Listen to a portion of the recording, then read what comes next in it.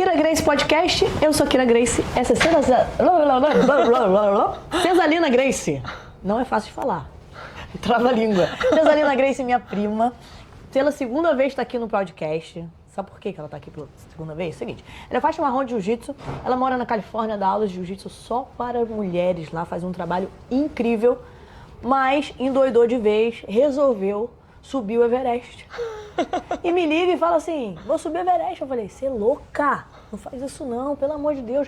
Ela, não, eu vou subir o Everest porque é um desafio que eu vou fazer, não sei o quê.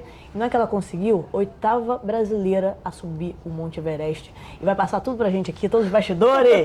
Cesalina, aonde que surgiu essa loucura? Não, Cesalina, você mata a gente do coração. Eu, como família, fico muito preocupada. Eu ligava pra ela lá, falei, meu Deus do céu, Cesalina. Você contou pros teus pais antes de você ir? Não contei, tá vendo como eu confio em você? A Kira é minha mestra, então eu precisava compartilhar com alguém. Ela não contou pra ninguém, porque assim, qualquer pessoa ia falar, não vai de jeito nenhum. Imagina sua mãe sabendo dessa notícia. Depois eu quero saber da sua mãe o que ela achou disso. Vai, minha mãe, eu contei depois. Minha mãe, depois que eu atingi o cume, voltei pro campo base, peguei o helicóptero, fui pra Katmandu. Tava no hotel, de banho tomado, roupão, sã e salva. Aí eu avisei, falei, mãe, só pra te avisar que eu acabei de escalar o Everest. Como é que você resolveu isso, fala sério? Então, eu conheci... Você sempre teve uma vontade assim? Você olhava e falava, nossa, eu quero... Então, isso é muito interessante, né? Porque, na verdade, eu sou uma pessoa que eu vivo a vida muito aberta às oportunidades. Eu não sou de sentar e planejar e falar, nossa, eu tenho aquele sonho de criança e daqui a 10 anos eu vou estar em tal lugar. Também não planejei essa série de conteúdo que veio. Eu acho que quando a gente vive através dos nossos princípios, a gente foca no que a gente ama, mas a gente atrela a isso a disciplina e a consistência, portas sempre se abrem, né? As oportunidades... Você tá pronto pra pegar a oportunidade que apareceu, é isso? E as pessoas à sua volta, elas estão te observando também e faz com que elas tragam oportunidade. Não é uma coisa que você tem que estar sempre em busca, naquele desespero, naquele sofrimento. Quando você foca em você, você nem sente o seu crescimento, né? Porque ele é tão constante e quando você se depara com oportunidades grandiosas, você sente que você também está capaz, você também é capaz. E a pessoa que está te oferecendo a oportunidade, ela tem segurança de que você vai conseguir entregar, né? Mas assim, o Everest, ele veio porque eu conheci um guia nepalês e ele me convidou, ele me ofereceu um cume mais baixo, tá? Eu nunca escalei uma montanha na vida. Tá, ela nunca escalou uma montanha e resolveu escalar o Everest. Nem a Pedra da Gávea aqui no Rio de Janeiro, ela foi comigo. Eu nunca fui ao topo, é verdade. Eu fiz a Garganta do Céu, que é ali na metade. E ele me ofereceu um cume menor, que foi o cume de uma montanha que se chama Lobuche, que é... Também no Nepal. Também no Nepal, no Vale do Everest. Você fica no campo base do Everest e de lá você vai para o Lobuche, que é uma montanha de 6.119 metros. Que normalmente as pessoas fazem isso, né? Elas fazem uma montanha, vão treinando e depois fazem o Everest. Exato. Inclusive o guia que me convidou, essa foi a primeira montanha que ele escalou. Então ele falou, você vai fazer a trilha para base do Everest, que já é uma trilha que demora 7 dias, né? A gente... 7 dias? 7 dias. Então vamos lá. Saiu de Los Angeles, onde você mora, foi para... Qatar, Katmandu, no Nepal. Katmandu. E aí de lá a gente pega um helicóptero, vai para Lukla, que é o aeroporto mais perigoso do mundo, porque é a pista mais curta do mundo, né? Então dá um nervoso assim quando você tá pousando. Ou seja, já fica ali à beira da morte o tempo inteiro, já desde o momento que chega. O seu sistema nervoso, ele ativa e ele só desliga realmente porque meses a pista depois. É pequenininha, mas aí vocês vão de helicóptero, é mais seguro. Eu fui de helicóptero, tem gente que pega um aviãozinho. E de lá a gente pega um helicóptero para a próxima cidade e aí começa Agora, a tem um trilha. Hospital bom lá? Eu nem perguntei, Kira, porque tem coisa que eu acho melhor não saber. Não, porque tem certos lugares, depois que você vira mãe, né? Eu nunca perguntei isso, mas depois que eu virei mãe, todo lugar que eu vou, eu falo, mas como é que são os hospitais? Tem lugar bom ali? Se acontece alguma coisa, a gente vai conseguir se salvar? Então, no Everest, no campo base do Everest, tem uma tenda, né, que eles montam de médicos para casos emergenciais, mas qualquer coisa que acontecer nesse trajetório inteiro, você vai entrar no helicóptero e eles vão te voar para Katmandu, que é a capital. Né? Então, assim, então, você é fica muito 7 remoto. dias o quê? Acampando? Caminhando em direção ao Everest, que você vai ganhando altitude, né? Então, são 7 dias de tipo trilha. Um preparatório. Não preparatório, o seu corpo ele vai se adaptando aos poucos, mas se você pegar um helicóptero e voar direto para o campo base, você não pode ficar lá muito tempo, o seu corpo ele não está acostumado ainda a usar. Isso que eu ia falar, não era mais fácil pegar um helicóptero e já ir direto para o campo base? Não pode, porque o seu corpo ele tem que ir se aclimatizando, né? O que é esse processo de aclimatização? é o seu corpo aprendendo a usar o oxigênio de uma forma mais eficiente. E a gente vai entrar em respiração, que eu preciso te contar o que eu fiz para conseguir fazer essa trajetória inteira sem ficar doente, sem ter nenhuma complicação. Porque assim, nessa trajetória até o campo base, tem gente que não consegue chegar no campo base do Everest. Já para aí na primeira fase. Já para na primeira fase. Tiveram pessoas na minha expedição que desenvolveram edema pulmonar e edema cerebral antes de chegar no Everest por causa da altitude e tiveram que voltar. Então eles não conseguiram, né, entrar nem na primeira etapa. Caramba. Porque o campo base já são 5.300 e poucos metros. Então o seu corpo já sente muito. Então são 7 dias caminhando aí 10 a 15 quilômetros por dia. E você vai ficando em pousadinhas, assim, lugares bem precários, na verdade, né? Você já tá numa aventura, assim, já esquece conforto, é muito sofrimento. Não tem um hotelzinho 5 estrelas, uma cabaninha com um negocinho mais... Não? Não. Ai, gente, acho que eu não vou nisso. Eu não iria de jeito nenhum, mas tudo bem, vai, continua. Mas aí você chega no campo base do Everest, você fica alguns dias e aí você vai para a primeira rotação, né, na montanha. O que é isso? É você subir uma parte da montanha e voltar para depois subir a montanha toda. Então, varia muito de pessoa para pessoa. Tem gente que faz 2 rotações, tem gente que faz 3. Como é que você sabe? Eu fiz uma. Quantas rotações você precisa? Quem então, é que eu acho que depende isso? muito da expedição, do líder da sua expedição. Mas o líder fala, ele olha pra você e fala, pô, sobe de novo? Como é que Tem sintomas, né? Você tá tendo dor de cabeça, você tá conseguindo dormir, você tá perdendo o apetite. Os principais sintomas, os sintomas iniciais, né, do mountain sickness, que eles chamam, que é AMS, os seus sintomas de altitude são muita dor de cabeça, você fica sem conseguir dormir, passa as noites em claro, e você perde o apetite. Então você começa a ficar desnutrido, desidratado e sem recuperar. Então eles mandam você descer. Eu fiz uma rotação só nessa trajetória inteira, né? Eu fiz trabalho de respiração, eu fiz um protocolo de respiração com o conhecimento que a gente tem, que a gente faz respiração desde nova. Eu lembro, eu criança, assim, sempre vendo você já fazendo a onda do Nau e seguindo, né, até a respiração que a gente sempre viu o Rickson fazendo. É muito legal ter essa inspiração dentro da família, porque a gente não toma consciência da importância dos hábitos que a gente tem, que pra gente muitas vezes é corriqueiro, que a maioria das pessoas às vezes nunca nem tiveram acesso àquilo, né? Pra gente elas nem pensam como é que elas estão respirando, aí respiram pela parte de cima, né? Aí ficam mais ansiosas, aí tem aquela coisa da agonia, né? De caramba, porque os sentimentos, eles não podem estar aqui, você tem que respirar para poder aliviar, o seu espaço né? tá Então, aqui, esse né? espaço daqui eu é até super brinco, importante. O nosso espaço, a sua tomada de decisão, ela tem que ser aqui que você tem o tempo para decidir, que você tem o tempo para pensar. Aqui é muito claustrofóbico, né? Aqui é uma decisão impulsiva. Outro dia eu fiz um teste com os alunos meus, né? Eu estava falando sobre respiração, e aí eu tinha uma aluna que ela falou assim, não consigo, eu já estou acostumada, eu já faço aqui. Eu falei, então vamos fazer o seguinte, não usa o diafragma, usa só aqui, várias vezes. Aí ela, caraca, eu falei, o que você está sentindo? Ela, não sei, tô com agonia, tô com vontade de tirar o kimono.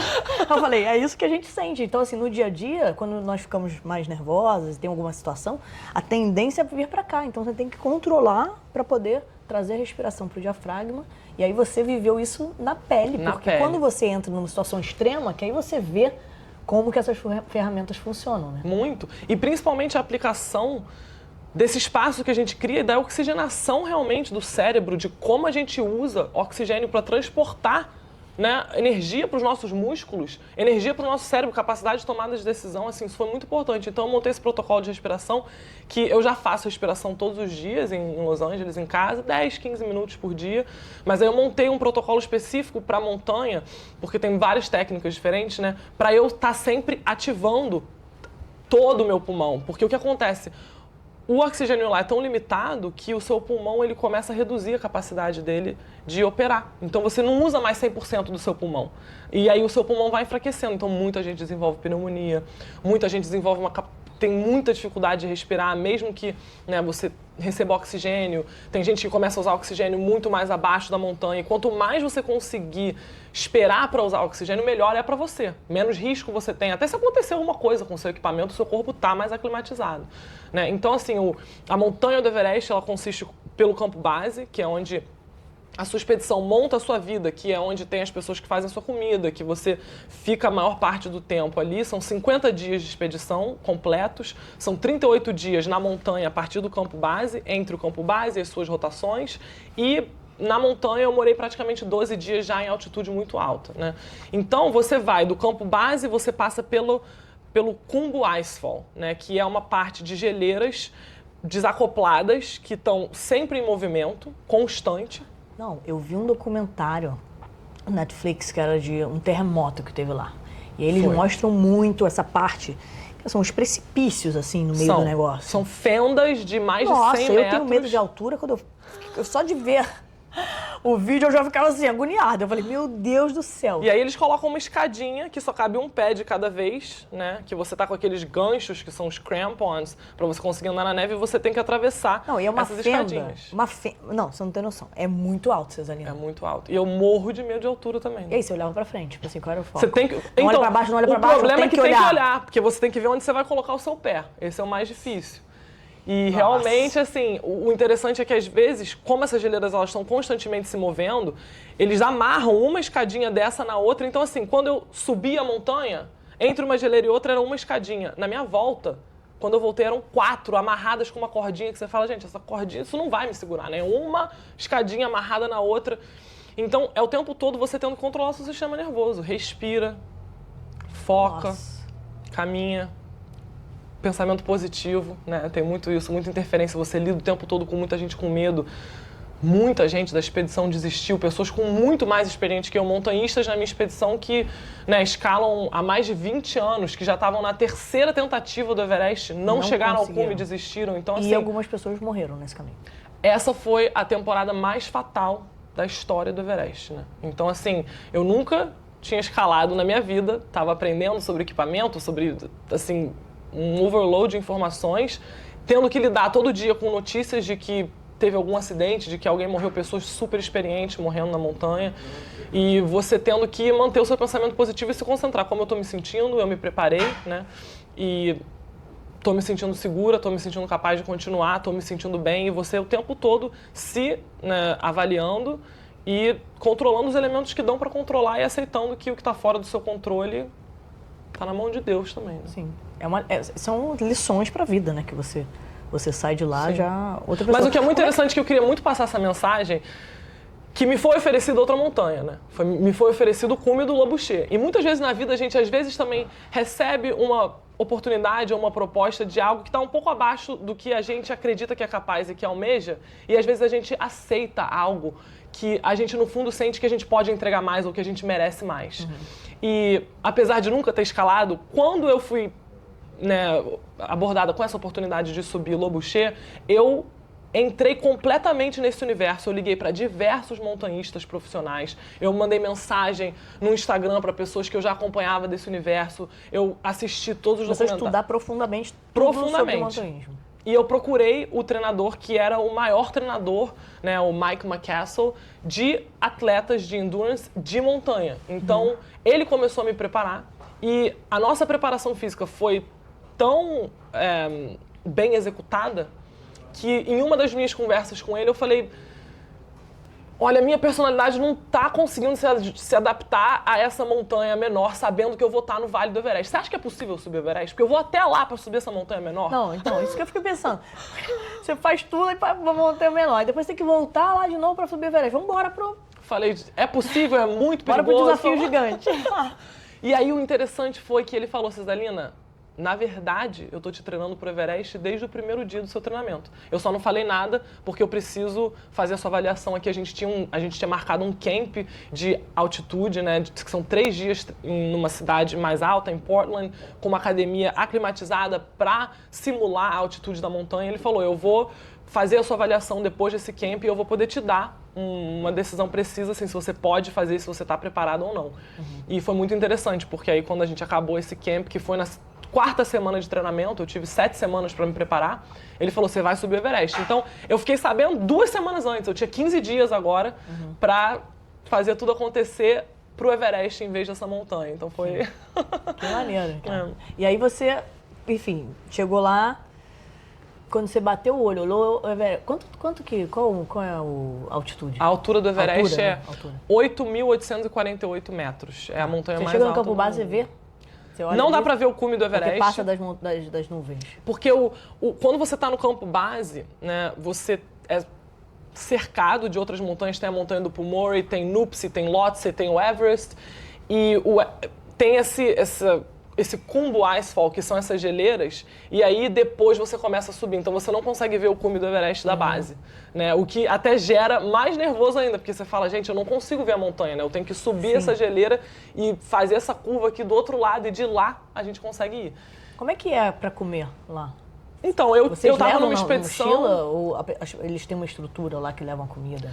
A gente tem uma estrutura, né? A escalada, ela funciona campo base, aí você atravessa o Khumbu Icefall, vai até o campo 1, dorme no campo 1, aí você tem o campo 2, que são os lugares que você dorme. Campo 2, aí tem o campo 3, tem o campo 4, e aí você tem a jornada do campo 4 pro cume. No campo base tem uma tenda de cozinha com vários chefes que fazem todas as suas refeições. No campo 1 já é uma cozinha um pouco mais improvisada, né? E aí eles já começam coisas mais fáceis de fazer, aqueles pacotes de comida de montanhismo mesmo pré-prontas. E aí, conforme você vai subindo, né, fica cada vez mais difícil. O seu Sherpa leva algumas comidas, eu levei... Sherpa é o guia. Sherpa é o seu guia que te acompanha. A pessoa que tá ali do teu lado para poder te guiar na montanha. Que é quem... eles são a alma do Everest. Se você não tiver um bom Sherpa, você não consegue chegar.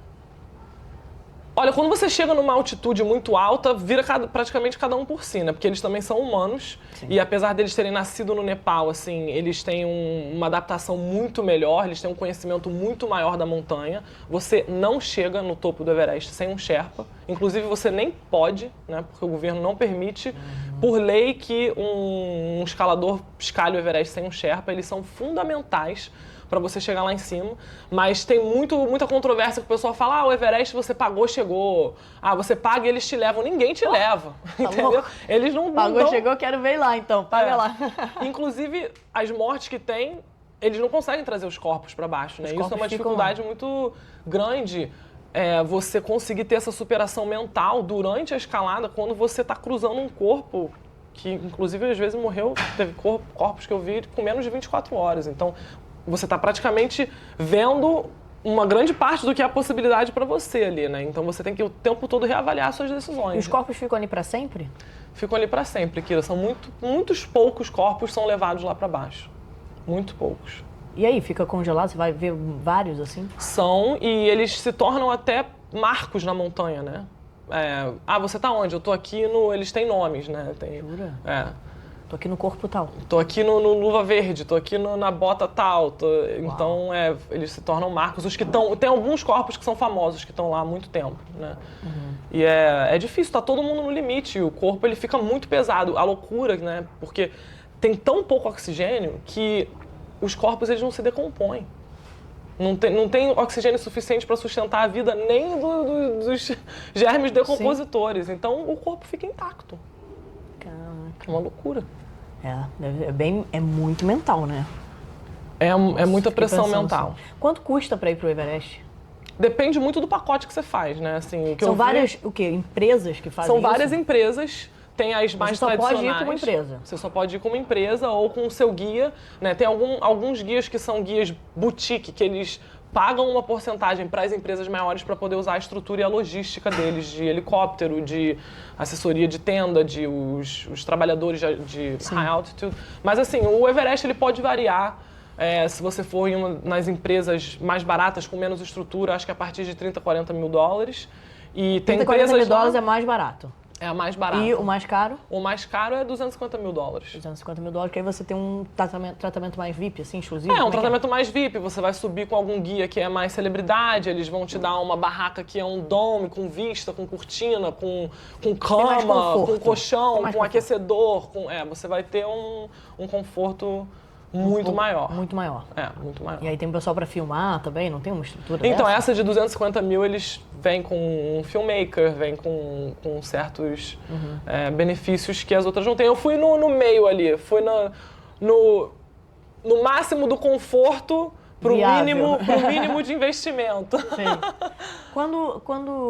Quando você chegou lá no Everest, né? Porque você estudou pra caramba pra chegar, tem alguma coisa que você falou assim, cara, isso aqui ninguém me contou e eu tive que me virar lá pra poder sobreviver?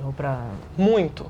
Assim, Kira, foi muito interessante porque toda a preparação que eu fiz pro Everest foi aprendendo enfim, a usar o equipamento e a me preparar principalmente fisicamente, porque o treino de endurance para escalada é muito diferente do jiu-jitsu, né? O jiu-jitsu a gente faz round de 5 a 10 minutos, né? Não é algo que você faz por 10, 11 horas, 23 horas. Então, Sim. eu fiquei muito focada na preparação física e no conhecimento, em tentar angariar o máximo de conhecimento, até que você fala da mentalidade faixa branca, né? Eu pensava muito nisso. Mas o que eu não imaginei é o quanto eu ia usar as ferramentas de jiu-jitsu na montanha. Que é esse nosso mindset, que é a capacidade de persistência. A gente experiencia todas as emoções no tatame, né? E lá elas são exacerbadas. Então, assim, a minha forma de enxergar a vida e os princípios do jiu-jitsu aplicados a esses desafios, eles foram primordiais na minha escalada. Então, eu via, por exemplo, lá muita gente ficava esperando a janela, né, do clima para a gente poder subir quando os ventos baixavam. E ficava todo mundo lá tomando um café, os dias se passavam e eu ficava obstinada, colocando o meu harness, tirando o meu harness, aprendendo a usar... O que é harness? Harness é o que você coloca, assim, eu não sei o nome em português, mas é onde ficam todos os seus equipamentos, onde fica o seu equipamento de rapel para você descer, onde fica o seu ascender para você subir, para acoplar, o seu safety, que é, né, os seus clipes que você coloca na corda para você não cair e despencar na montanha. Então, eu queria aprender tudo de olho fechado. Eu lembro que o meu treinador, o Mike McCassel, falava isso: Cesalina, você tem que saber tudo de olho fechado, você tem que conseguir fazer, porque tem uma coisa que acontece que é snow blindness, que a pessoa fica cega pelo reflexo da neve, se você não tiver com o equipamento certo, ou se tiver uma tempestade muito forte, que entre vento no seu olho. Então, até para isso eu pensei, até se eu tiver snow blindness, eu quero conseguir continuar até uma parte que eu possa ser resgatado. Então você treinou exaustivamente? Exaustivamente, toda a parte de...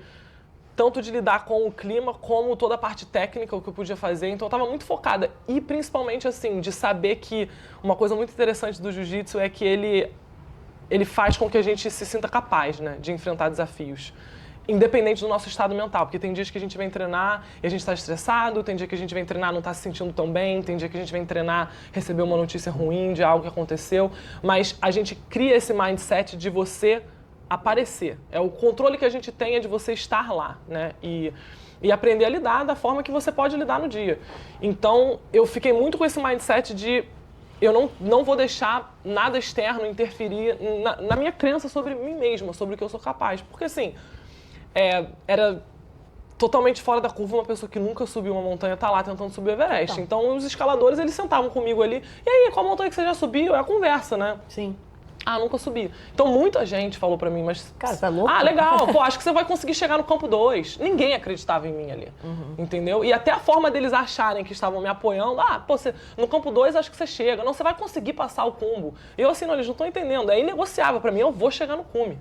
E aí foi muito louco, porque quando eu estava subindo do campo 4 pro cume, uma das mulheres que estava lá, ela era guia, ela já tinha ido pra base do Everest mais de 20 vezes. Ela ensinava a escalar com ice axe, com os martelos, né? Não sei os nomes técnicos em português, mas...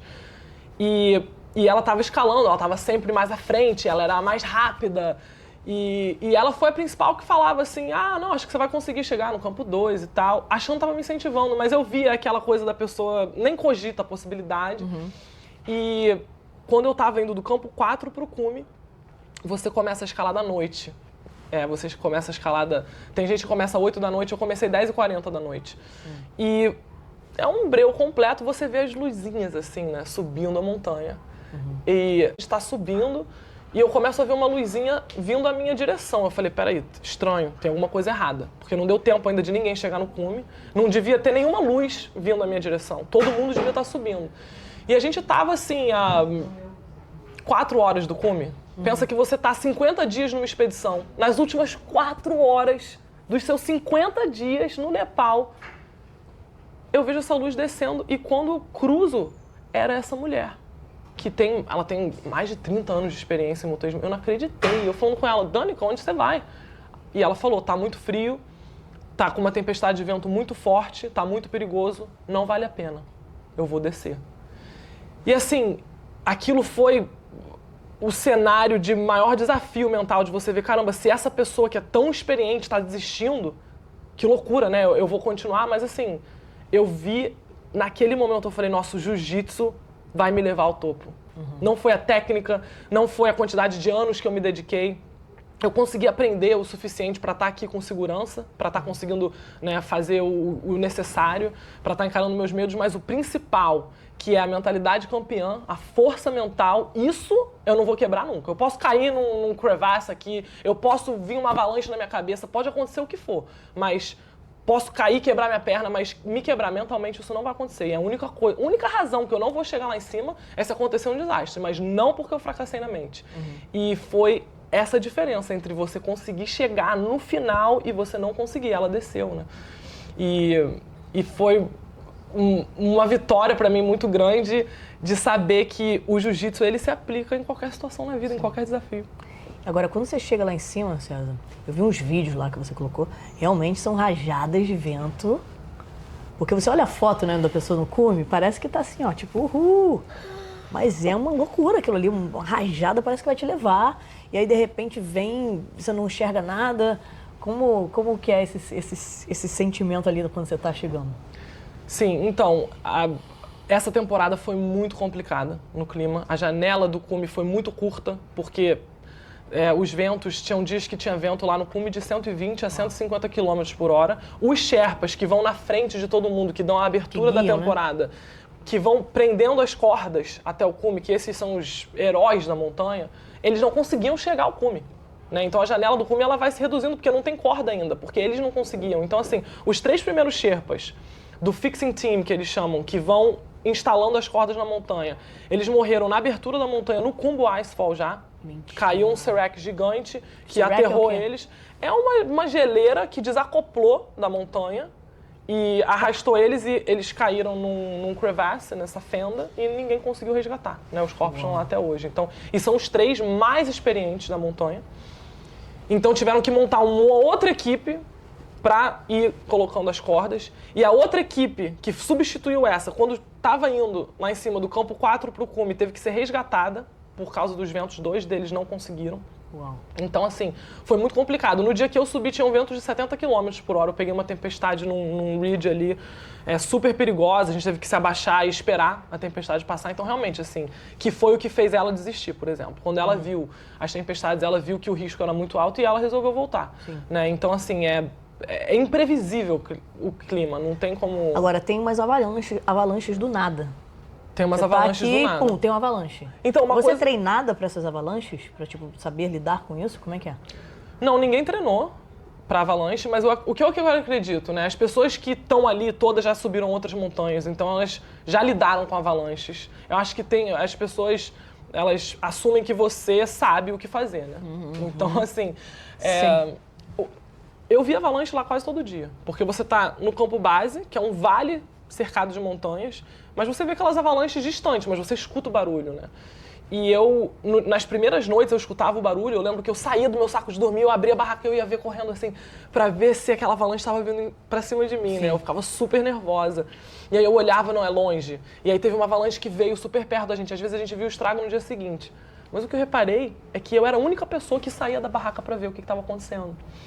E aí eu falei, gente, mas ninguém tá com medo aqui. Só que depois eu fui conversar com eles e eles falaram, Cesalina, o que vai adiantar a gente sair da barraca pra ver se a avalanche tá vindo pra cima da gente ou não? Não tem o que fazer, não tem pra onde ir. Então eles continuam deitados ali dormindo, né? E aí que eu entendi, assim, existe um lado da mãe da natureza que a gente não tem como enfrentar. Então, assim, tem protocolos, né? Eu peguei 2 avalanches lá, assim, em cima de mim. Uma eu tava descendo do campo 1 pro campo base, quase chegando no cumbo, voltando da minha primeira rotação e desceu uma avalanche enorme. E eu lembro que eu tava andando assim, aí eu vi o meu guia, do nada ele fez umas poses assim de ninja, eu vi que ele ficou muito tenso e começou a procurar em volta. E eu falei com ele, passando, o que tá acontecendo? E aí a gente achou uma barraca de outra expedição e ele abriu a barraca, entra. E aí eu vi a avalanche vindo e eu tentando entrar na barraca e a minha mochila presa. E eu assim, meu Deus, que desespero horrível. E aí a gente entrou, ele fechou a barraca, a gente esperou a avalanche passar. Ele passou por cima de vocês? Passou por cima. Aí depois ele abriu e a gente seguiu. Aí depois, na minha subida pro cume, que depois da minha primeira rotação, voltei pro campo base, descansei, recuperei. Quando eu fui já pra escalada do cume, eu tava passando pelo cumbo e veio dessa vez uma avalanche na minha cabeça, assim. Então, a minha sorte nessa avalanche foi que tinha uma fenda a poucos metros na nossa frente. Então, eu vi aquela avalanche enorme, só que a neve ficou caindo toda na fenda. E aí o resto da avalanche pegando na gente. Mas assim, você vai sentindo uma porrada, parece que você tá dentro de uma máquina de lavar. E eu lembro quando a avalanche começou a vir, eu não tinha tenda para entrar dessa vez, eu não sabia o que fazer. Eu fiquei perguntando para eles, o que eu faço, o que eu faço? Eles falaram, cobre o rosto e se abaixa e se protege, para você não morrer sufocado. E eu cobri o rosto, me abaixei, e aí uma hora eu tentei abrir o olho, assim, para ver será que tá passando, e aí o olho, o negócio entrou tudo... E você não conseguia enxergar nada, parecia uma máquina de lavar roupa, e você sentindo... Eu senti meu capacete, assim, tipo, meio que batendo um pouco na cabeça, sabe, se mexendo. E esse foi o momento que eu mais achei que eu ia morrer, assim, porque eu não tinha como saber se essa avalanche ia ser gigantesca, quanto da montanha que ia vir. E essa foi uma parte que passa um filme na cabeça e você se questiona sobre tudo. O que eu tô fazendo aqui? Por que eu tô fazendo isso? Passa tudo em câmera lenta. Passa tudo em câmera lenta. E a única pergunta que não veio pra mim é, será que eu devo voltar? E foi muito louco que eu só reparei isso depois, né? Eu me perguntei tudo, por que eu tô aqui? Será que eu sou maluca? Por que eu tô fazendo isso? Qual é o meu propósito? Será que eu vou ver minha família de novo? Será que eu vou ver minha mãe? Será que eu vou ver minha sobrinha? O que eu falaria pra ele? Assim, passa um filme na sua cabeça, mas em nenhum momento eu me questionei, será que eu continuo ou será que eu volto? Eu tava perto do campo base, ainda eu tava no cumbo, né? A primeira fase da montanha, mas isso pra mim, eu já tinha aceitado dentro de mim que enquanto eu tivesse consciente e com capacidade de me mover, eu ia continuar seguindo em frente. É tenso, cara. Cada vez que você conta essa história, eu fico lembrando. E eu vi essa série, porque eu comecei a pesquisar sobre o Everest depois que a Cesalina resolveu ir pra lá. Falei, vou ver tudo que é série de Everest. E aí, cada vez que eu via a série, eu ficava, ai meu Deus do céu, Cesalina é maluca. Aí eu ligava, e aí, tá em qual campo? Tipo, entendida, né? Tipo, eu vi na série do Netflix. Qual campo você tá? Ela, não, tô aqui no 2, tô aqui no 1, eu não sei o quê. Eu já tava entendida, assim, dos campos. Vamos lá. Chegou no cume. Tirou a fotinho. Como é que é? Tira a fotinho, desce, Eu fiquei 40 tudo, minutos como é no cume. É muito interessante, porque depende muito do Sherpa que você tá. Ele vai te avaliando, vocês vão se conhecendo. Então, assim, a maioria das pessoas sai do campo 4, 8, 8 e meia da noite. E ele falou, Cesalina, a gente vai sair 10, 10 e meia. Deixa as pessoas irem algumas horas na frente pra gente não ficar preso em fila, porque aí que é o perigo de ter frostbite, que é o congelamento das extremidades, pra não correr o risco de perder dedo do pé, dedo da mão. Eu estava subindo bem, ele tinha subido com outro cliente antes, que tinha feito, por exemplo, do campo 3 ao campo 4, ele fez em 13 horas. Eu fiz em 8. Então ele já estava me conhecendo. Então ele falou, deixa o pessoal ir na frente para você não ficar presa.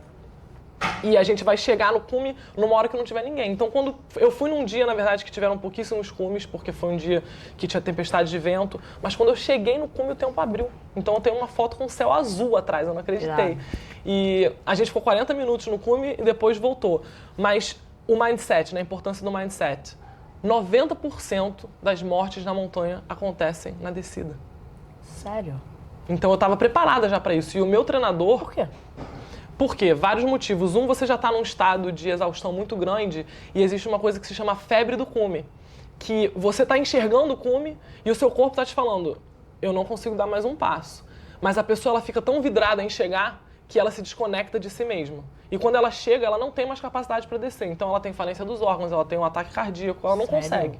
Ela não consegue mais voltar, porque a escalada ao cume, ela é a metade do caminho, né? Então o meu treinador, Sim. ele me preparou muito para entender e para manipular a mim mesma e a montanha, esse relacionamento de como eu tô, posso seguir, não posso, porque o meu entendimento era, quando eu chegar ao cume, eu tenho que estar me sentindo bem ainda. Sim. Se eu estiver me sentindo muito mal na subida, eu tenho que descer, porque é só a metade do caminho. Ele falou muito isso pra mim, Cesalina, quando você chegar ao cume, eu não quero que você relaxe e fale, ai, missão cumprida. Em nenhum momento você vai relaxar. Quando você chegar ao cume, você vai saber que você tá na metade do caminho. Então eu não relaxei realmente em nenhum momento, porque outra razão das mortes é as pessoas, elas ficam displicentes. Elas Tipo, estão já muito cheguei, cansadas, já cheguei, agora é só descer, e aí cai. E aí o que acontece muito? Você já está numa exaustão tão grande que quando você vai trocar, né, o seu clipe de segurança entre uma corda e outra, você tem dois, você se clipa em uma para depois você soltar dessa. Você começa, a exaustão, você fica displicente, Claro, você não você tem tira opção. sem botar na outra, você cai. Teve um cara que caiu né, perto do Hillary Step, ali caiu para uma queda de mais de 10 mil metros. Então assim, Teve um caso que você me contou de uma mulher da sua expedição que ela tinha tentado ir pro cume várias vezes. Quando chegou lá, Ela foi descer, perdeu a câmera.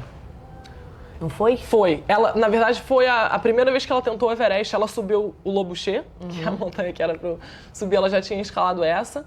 E ela foi pro cume e na volta o Sherpa dela era inexperiente e ele se abaixou, ele estava com um bolso aqui e o celular dela caiu na montanha. Então ela não tem o registro. Não tem o registro. E aí você só consegue o certificado que você subiu o Everest com a foto. Tem que ter alguma prova, Eu acho que ela conseguiu fotos de outras pessoas que ela estava no fundo. Sério? Ela entrou numa missão para conseguir resgatar pelo menos isso. ela conseguiu o certificado aqui. Ela conseguiu algumas fotos do pessoal, que ela chegou ao cume com outras pessoas. Eu tava só eu e meu Sherpa, não tinha mais ninguém na nossa expedição. Mas ela conseguiu provar e... Mas assim, agora ela quer até voltar, porque ela falou...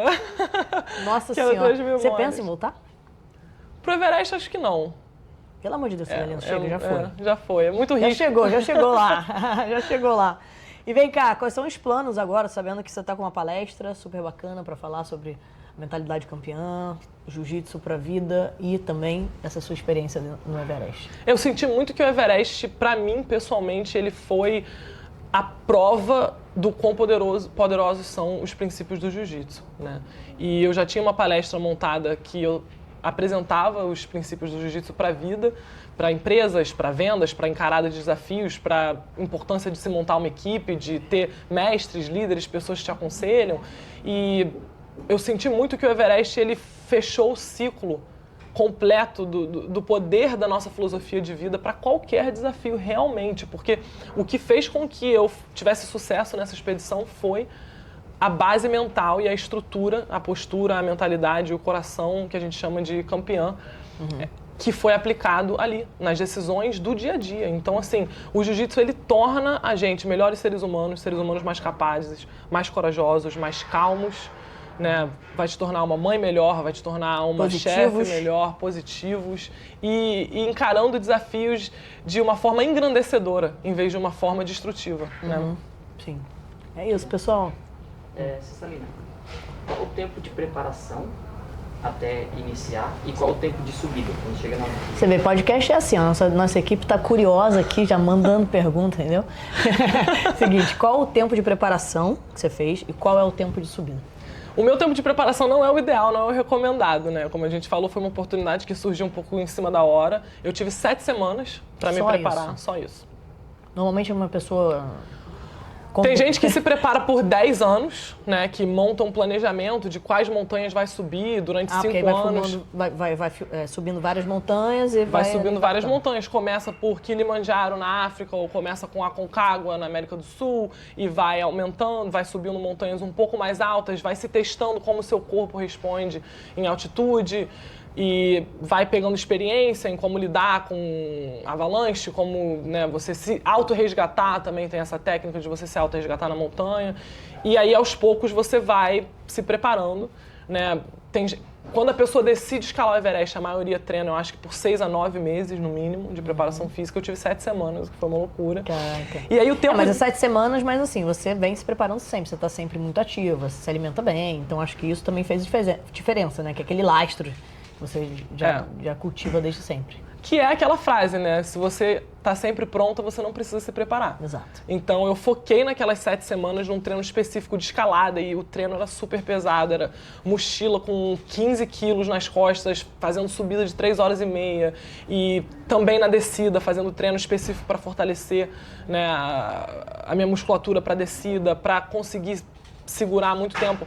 Esse treinamento que eu fiz, esse camp, né, que foram 3 dias, eu treinava 9, 10 horas consecutivas por dia nesse camp. E eu cheguei em vários momentos que eu falava pro meu treinador, não consigo continuar, vou cair, não tô sentindo a minha perna, não consigo continuar aqui subindo. E ele falava, conta até 20 passos que você consegue. Então, ele me mostrou que, assim, tem momentos que você vai enfrentar uma parede que você acha que você não consegue mais passar. Eu tô aqui para fazer com que esse camp seja pior do que qualquer dia que você vai encarar na montanha. E ele me mostrava que eu podia superar, né, esses momentos onde eu sentia assim, ácido lático na minha perna, eu falei, não consigo mais me mexer no camp. E ele montava estratégias para mim, ele falou, lá, quando você estiver lá e você achar não consigo mais subir, você vai começar, conta 20, conta 10, respiração, monta estratégias, né. Uma coisa interessante que ele fazia, depois de 7 horas de treinamento, aí ele montou um circuito para mim, onde eu começava fazendo prancha dentro de uma caixa coberta de gelo até aqui em cima. Então ele congelava as minhas mãos.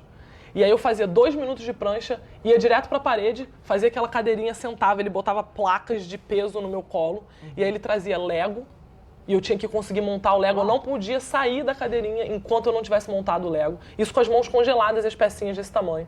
Depois, no próximo circuito, ele fazia a mesma coisa com cordas, e eu tinha que fazer nós específicos na corda. Então, ele me desafiava mentalmente, isso com o pé dentro do gelo. Então, ele congelava as parte minhas... cognitiva, tudo junto. Tudo. Muito Foi bom. incrível. E quando eu cheguei no Everest, eu falei, ele é um gênio, né? E aí, a extensão das escaladas também, que eu não esperava, assim, do campo base para o campo 1, varia muito de pessoa para pessoa, mas você vai escalar entre 7 e 9 horas. Acho que teve gente na minha expedição que levou 11, 13 horas, uma mulher levou 13 horas. E aí depois você vai do campo 1 para o campo 2, é uma escalada um pouco mais curta, tem gente que leva de 3 a 5 horas. Do campo 2 para o campo 3, é uma escalada um pouco mais longa, né? Tem gente que leva 8 horas, depende muito da pessoa, tem gente que leva 5, 6.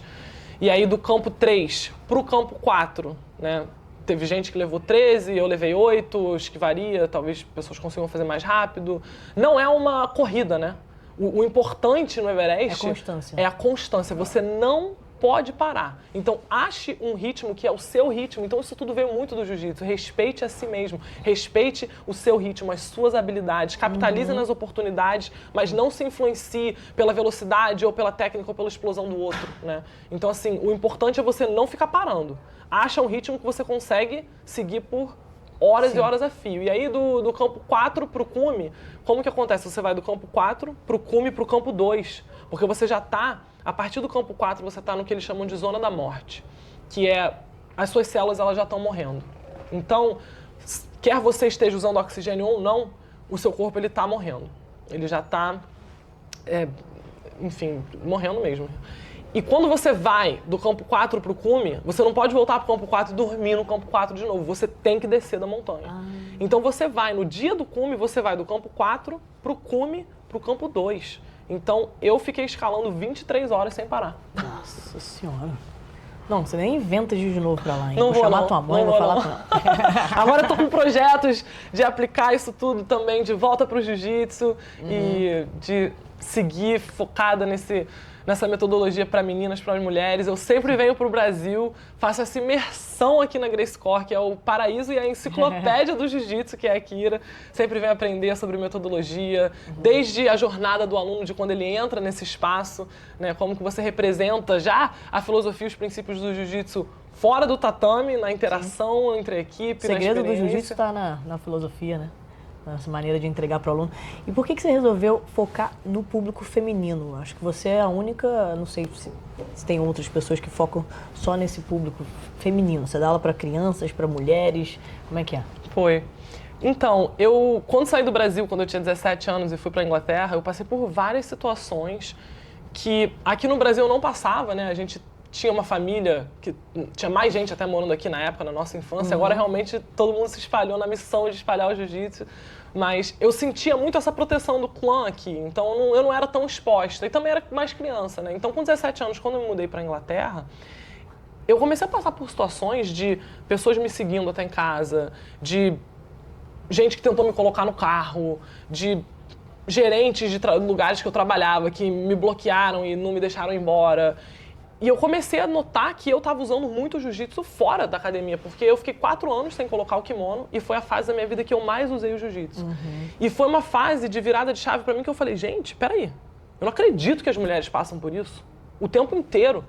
Eu seria uma outra mulher se eu não tivesse essas ferramentas. Eu teria sofrido vários traumas, eu teria sofrido abuso.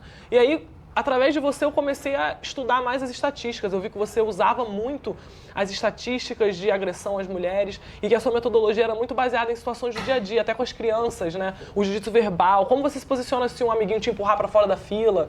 E eu comecei a ver que a gente precisava muito disso, de ter essas ferramentas de voz desde jovem, né? Desde criança. Olho no olho, a postura, né? Por isso que isso é muito importante ser falado, porque era assim que a primeira geração da família Gracie ensinava jiu-jitsu. né? Era para situação do dia a dia, para você ser uma pessoa confiante, né? Para você falar com convicção. E aí, hoje, poucos lugares fazem isso, porque o foco, normalmente 99% dos espaços de jiu-jitsu, o foco é jiu-jitsu de competição. E aí você vê uma criança que às vezes tem vários títulos, mas não sabe sair de um punho, não sabe sair de um enforcamento, não tem coragem de olhar nos olhos e ter uma boa postura. Então, assim, é muito importante você trabalhar a autoconfiança em todas as crianças, em todos os nossos alunos, no caso, mas não focar somente na parte de competição. E a parte da inteligência emocional que você aplica muito aqui é muito legal, a parte da conexão das crianças, delas darem um abraço, delas elogiarem umas às outras, as rodinhas de elogio que você monta. São momentos assim, muito especiais no desenvolvimento de uma criança. É muito além do jiu-jitsu. É muito além do jiu-jitsu. É muito além do jiu-jitsu, César. Amém. Sempre um prazer estar aqui. Nosso segundo bate-papo. Dá uma olhada no canal também para vocês verem a primeira vez que a gente conversou também, porque foi um papo bem voltado para as aulas de jiu-jitsu, aulas para as mulheres. Dá uma olhada também. Tem Instagram, TikTok? Tem TikTok também, não? Não tô usando TikTok, não. Será que eu devo? Acho que sim, cara. Tem que entrar. TikTok, Instagram, tem YouTube? Tô voltando com o meu YouTube agora. Mas tem já o canal. Tem. Qual é? É Cesalina Grace. Cesalina Grace. Então segue ela lá, conheçam mais sobre a história, vejam a palestra, daqui a pouco tem livro. Olha, tem muita coisa que vai sair da Cesalina aí. É muito orgulho. Muito orgulho. Pessoal, dá um like aqui no canal. Inscreva-se, tá? Porque eu quero chegar a 100 mil seguidores, gente. Quero plaquinha do YouTube, entendeu? Agora a gente vai bater. Com o Everest a gente vai bater. Não, com o Everest, assim, essa aqui a gente brinca, né? Agora a gente tá brincando assim. Pô, eu cheguei lá, ganhei vários campeonatos mundiais, meus primos ganharam campeonatos mundiais, mas nenhum Gracie subiu o Everest. Aqui, a nossa mestra suprema de todas. Valeu, pessoal. Até a próxima. Tchau, tchau.